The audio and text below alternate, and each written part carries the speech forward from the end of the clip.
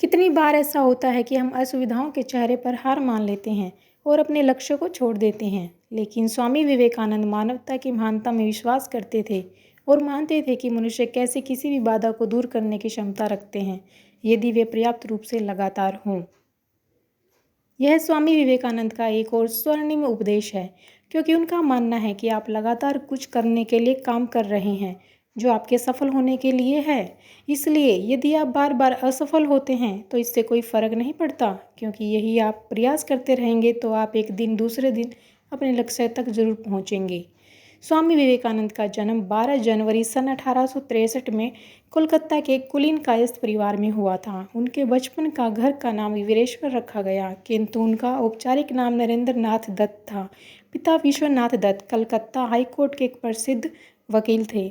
हिंदुत्व को लेकर उन्होंने जो व्याख्या दुनिया के सामने रखी, उसकी वजह से इस धर्म को लेकर लोगों का काफ़ी आकर्षण बढ़ा और उनकी प्रसिद्धि हुई।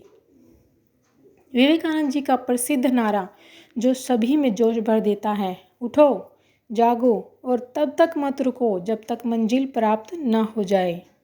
तो आज हम उन्हीं के कुछ कोट्स पढ़ेंगे जो हमें हमारी लाइफ में सक्सेस होने के लिए प्रेरणा देंगे। अगर कोट्स पसंद आए तो कमेंट्स ज़रूर करना और चैनल को सब्सक्राइब करना ना भूलना।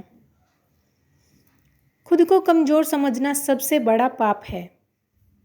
तुम्हें कोई पढ़ा नहीं सकता, कोई आध्यात्मिक नहीं बना सकता।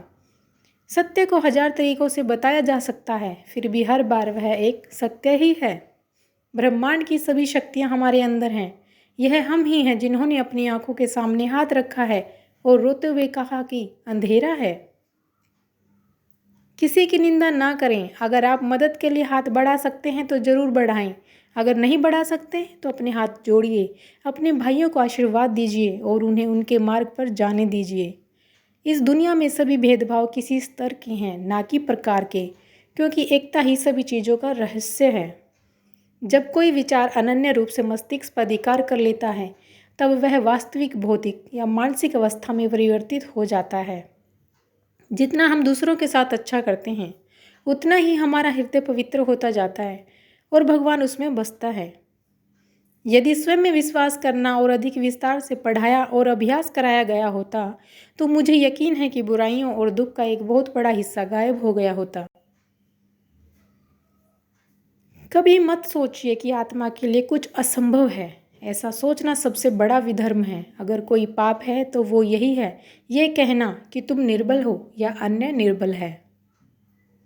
अगर धन दूसरों की भलाई करने में मदद करे तो इसका कुछ मूल्य है, अन्यथा ये सिर्फ बुराई का एक ढेर है और इससे जितना जल्दी छुटकारा मिल जाए उतना बेहतर है। जिस समय जिस काम के लिए प्रतिज्ञा करो, ठीक उसी समय पर उसे करना ही चाहिए, नहीं तो लोगों का विश्वास उठ जाता है।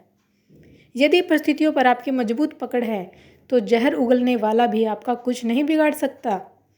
हर काम को 3 अवस्थाओं से गुजरना होता है, उपहास, विरोध और स्वीकृति। अनेक देशों में भ्रमण करने के पश्चात मैं इस निष्कर्ष पर पहुंचा कि संगठन के बिना संसार में कोई भी महान एवं स्थायी कार्य नहीं किया जा सकता। शिक्षा क्या है? क्या वह पुस्तक विद्या है? नहीं। क्या वह नाना प्रकार का ज्ञान है? नहीं। यह भी नहीं। जिस संयम के द्वारा इच्छा शक्ति का प्रवाह और विकास वश में लाया जाता है और वह फलदायक होता है, वह शिक्षा कहलाती है। हम वो हैं जो हमें हमारी सोच ने बनाया है। इसलिए इस बात का ध्यान रखिए कि आप क्या सोचते हैं। शब्द गौण हैं, विचार रहते हैं, वे दूर तक यात्रा करते हैं। हम भगवान को खोजने कहाँ जा सकते हैं अगर उनको अपने दिल और हर एक जीवित प्राणी में नहीं देख सकते। किसी चीज़ से डरो मत, तुम अद्भुत काम करोगे। यह निर्भयता ही है जो क्षण भर में परम आनंद लाती है। वह नास्तिक है जो अपने आप में विश्वास नहीं रखता। हमें ऐसी शिक्षा चाहिए जिससे चरित्र का निर्माण हो, मन की शक्ति बढ़े, बुद्धि का विकास हो और मनुष्य अपने पैर पर खड़ा हो सके। तुम्हें कोई पढ़ा नहीं सकता, कोई आध्यात्मिक नहीं बना सकता। तुमको सब कुछ खुद अंदर से सीखना है। आत्मा से अच्छा कोई शिक्षक नहीं है। आपकी अपनी आत्मा के अलावा कोई दूसरा आध्यात्मिक गुरु नहीं है। शिक्षा का अर्थ है उस पूर्णता को व्यक्त करना जो सब मनुष्यों में पहले से विद्यमान है। प्रेम विस्तार है, स्वार्थ संकोचन है, इसलिए प्रेम जीवन का सिद्धांत है। वह जो प्रेम करता है जीता है, वह जो स्वार्थी है मर रहा है, इसलिए प्रेम के लिए प्रेम करो, क्योंकि जीने का एक ही मात्र सिद्धांत है, वैसे जैसे कि तुम जीने के लिए सांस लेते हो। धर्म कल्पना की चीज नहीं है, प्रत्यक्ष दर्शन की चीज है। जिसने एक भी महान आत्मा के दर्शन कर लिए वह अनेक पुस्तकें पंडितों से बढ़कर है। मस्तिष्क की शक्तियाँ सूर्य की किरणों के समान हैं, जब वह केंद्रित होती हैं चमक उठती हैं। जितना हम दूसरों के साथ अच्छा करते हैं उतना ही हमारा हृदय पवित्र होता जाता है और भगवान उसमें बसता है। मुझे गर्व है कि मैं एक ऐसे धर्म से हूँ जिसने दुनिया को सहनशीलता और सार्वभौमिक स्वीकृति का पाठ पढ़ाया है। हम सिर्फ सार्वभौमिक सहनशीलता में ही विश्वास नहीं रखते, बल्कि हम विश्व के सभी धर्मों को सत्य के रूप में स्वीकार करते हैं।